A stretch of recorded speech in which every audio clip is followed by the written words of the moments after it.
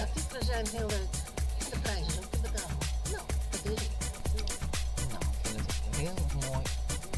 Hartstikke mooi schilderij. En allemaal mooie kunst. Er is een mevrouw die tekent een baby na. Maar het zijn hele mooie schilderijen, maar moet je een hele grote hal hebben. De Oosterstraat, ja, moet je even vertellen. Een hele gezellige kleine winkelstraat. Met leuke kleine makkelijke winkeltjes. Alleen op dit moment is het één grote puinhoop met verbouwing. We komen er graag. Lekkere winkels, leuke slagen, leuke restaurantjes. Je woont in Oosterstreet en dat is een hele grote kunstmerk. En het is hier nogal gezellig en het is hier ook prachtig waar.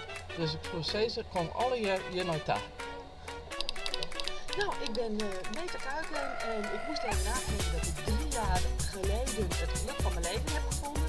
Op heel veel fronten, dus dat ik daar hartstikke blij van ben. En wat ik nu wil doen is ijsbergsla halen voor de brasserie, Spiegelaar.